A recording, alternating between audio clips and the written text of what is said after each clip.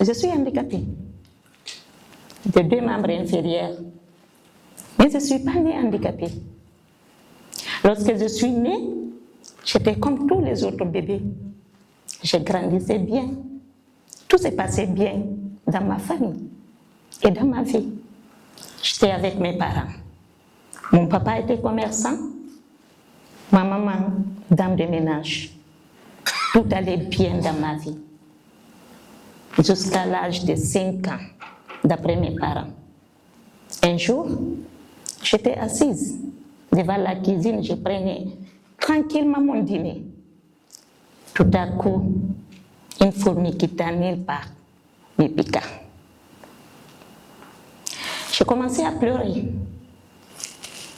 Les personnes qui étaient à côté se moquaient, dire que toi, une grande fille, tu pleures parce que une fourmi t'a piqué. Ma maman a entendu ma voix. Elle est venue en courant. Qu'est-ce qui s'est passé? Je dis non, c'est une fourmi qui m'a piqué. Elle m'a pris, elle me metta au dos. Je me suis endormie. Je me suis réveillée à 22 heures en pleurant. Elle vient me dire qu'est-ce qui s'est passé encore. Je dis j'ai mal. Elle constata que j'ai perdu l'usage d'un membre, mon pied gauche. On n'a pas dormi cette nuit-là. De 22 heures à 6 heures du matin, j'ai perdu l'usage de tous mes membres, de la tête aux pieds, couché comme un cadavre. Qu'est-ce qui attestait que j'étais en vie? C'était les larmes et la respiration. Certains disaient que ce sont les diables qui l'ont échangé. Et d'autres disaient, comme nous savons tous, une personne qui était bien importante devient une personne méconnaissable. On dit toujours, ce sont les diables. Il conseillait à ma maman de m'envoyer à la forêt pour regarder si les diables ne vont pas venir me chercher. Ma maman disait quoi? C'est ma fille. Tout ce qui est arrivé, c'est ici. C'est la mort qui va me séparer avec ma fille. Mes parents ont commencé à chercher des médicaments par-ci, par-là, pour que je puisse retrouver ma santé. Dieu faisant les choses, petit à petit, je commence à retrouver ma santé. Je commence à traîner. Bien sûr, après une intervention chirurgicale, je commence à me débrouiller avec les béquilles. Comme tout revenait petit à petit à la normale. Mais entre-temps, mes soeurs, mes frères sont tous été à l'école. J'ai commencé à dire à mon papa, envoie-moi à l'école. Envoie-moi à l'école parce que je ne peux pas supporter d'être là seule. Tous les enfants partent à l'école, sauf moi. Envoie-moi à l'école. Il me disait non, tu n'as pas l'âge. J'ai dit non, mon frère est parti à l'école, mon jeune frère. Et tu me dis que moi je n'ai pas l'âge? Envoie-moi à l'école. Je ne supporte pas d'être là seule. Je ne supporte pas. Envoie-moi à l'école. J'avoue que ce n'était pas une vision, mais peut-être c'était une jalousie positive, je vais dire aujourd'hui. Et les amis de mon papa disaient, ce n'est plus la peine. Tu as vu ta fille comment elle est?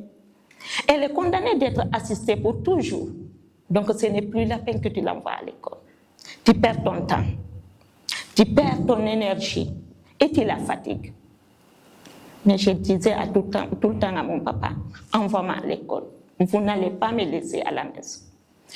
Heureusement, il a accepté. Il m'a envoyé à l'école.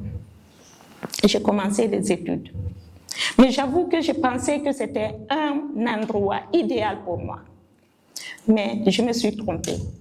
Parce qu'il y avait les enfants. Il y a les enfants qui retiraient mes béquilles mon sac, mes effets. Quand je rentre dans la salle n'est pas adaptée. Il y a des escaliers. Le matin, mon papa me prenait pour me faire rentrer dans la salle. Et là, les enfants voyaient ça, se moquaient. Se disaient, voici la diablesse. Je disais à mon papa, est-ce que je ne me suis pas trompée? Il me disait, non, tu ne t'es pas trompée. Tu as réclamé, je t'ai envoyé. Un jour, pour voir si les enfants allaient arrêter de m'embêter, lui-même, il s'est déplacé, aller voir le directeur. Monsieur le directeur, Massoud n'est pas comme les autres enfants. Sensibiliser ces enfants pour que cette fille puisse rester parce que c'est elle qui avait réclamé. Le directeur répond quoi? Monsieur Barry, Elage Barry, nous avons accepté votre fille parce qu'on a eu pitié. Si votre fille ne peut pas supporter les enfants, prenez votre fille et rentrez à la maison. La première personne à me traiter, la descendante de Sundiata, c'était un prof devant les enfants. Mais pouvez-vous imaginer l'attitude de ces enfants face à cette moquerie? J'avoue que j'avais deux options. Soit j'accepte qu'on me traite, qu'on m'insulte, qu'on me fasse tout, continuer les études, ou bien abandonner, rester à la maison à côté de ma maman. Aujourd'hui, je remercie le Seigneur qui a permis que je continue ces études.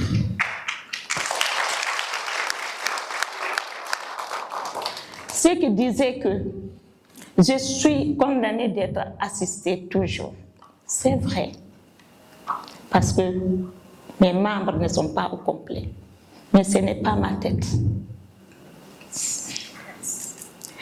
Dieu sait faire ce qu'il fait. Dieu sait ce qu'il fait.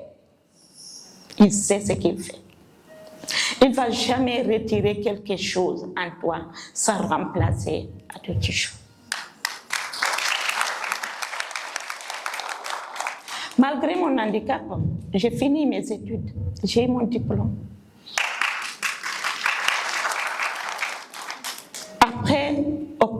Après que j'obtiens mon diplôme, l'emploi, comme vous connaissez tous, même les personnes valides ont des problèmes pour trouver d'emploi.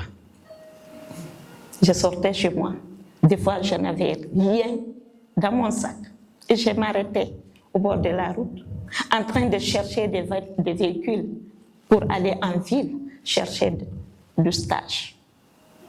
Un jour, j'ai vu une annonce en disant que la banque cherche une banque à la place qui cherchait une stagiaire ou un stagiaire. Je suis venue avec mes documents. Je suis rentrée dans la salle, j'ai demandé le responsable, je suis rentrée dans son bureau. On a commencé à parler. Il me dit, oui, je comprends, mais malheureusement, nous ne pouvons pas vous prendre parce que nous ne pouvons pas vous commissionner. J'ai dit, d'accord, il n'y a pas de problème. Donc je sais que mon papa qui disait ceci, si tu viens vers une porte, tu trouves que cette porte est fermée, retourne-toi, tu verras que d'autres portes qui sont ouvertes. Et c'est ce que je me suis dit. J'ai dit, certes, ici c'est fermé pour moi, mais d'autres portes seront ouvertes parce que je n'ai pas étudié pour être à la maison, pour rester à la maison. Et c'est comme ça que je me suis investie, je me suis dit, il faut continuer. Et j'ai continué comme ça jusqu'à ce que j'ai rencontré une organisation que peut-être vous connaissez, Plan International. Et j'ai travaillé à Plan International pendant 5 ans. Parallèlement, j'ai créé mon organisation. Pourquoi j'ai créé cette organisation? Parce que je sais là où je suis passée.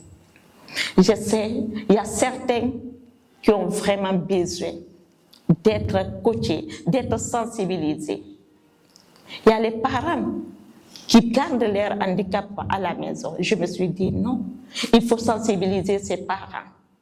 Il faut faire des plaidoyers au niveau des autorités pour qu'on prenne en compte la question du handicap. Ça a été mon boulot, ça a été mon travail, ça a été une passion pour moi. Je sais que beaucoup de personnes m'ont connu, mais c'est à travers ces actions, les actions de cette organisation. Je ne peux pas dire que cette organisation est la meilleure aujourd'hui qui défend les droits des personnes handicapées, mais elle fait partie des meilleures. Elle emploie aujourd'hui plus de 10 personnes salariées. C'est une organisation. J'avoue que être handicapé, ce n'est pas une chose aisée, mais si Dieu te donne, accepte, profite, rends ça comme une opportunité, rends ça comme vraiment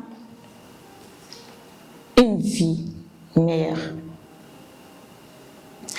Je sais qu'il y a beaucoup qui se disent, aujourd'hui on ne m'a pas aidé, mes parents ne m'ont pas aidé. Mais je vais vous dire quelque chose. Vous avez tous les membres, tous vos membres au complet. Fixez-vous des objectifs. Fixez-vous des objectifs. Parce que c'est comme ça qu'on va y arriver. Je suis handicapée, j'ai fini mes études. Je suis handicapée, je suis fondatrice d'une organisation. Je suis handicapée, je suis membre du CNT. Je suis handicapée.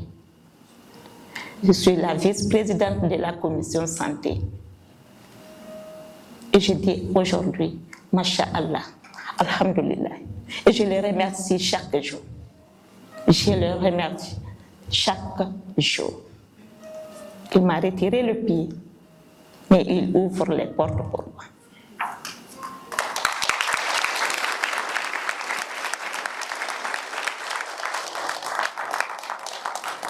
En tout cas, c'est un plaisir de partager ce moment avec vous.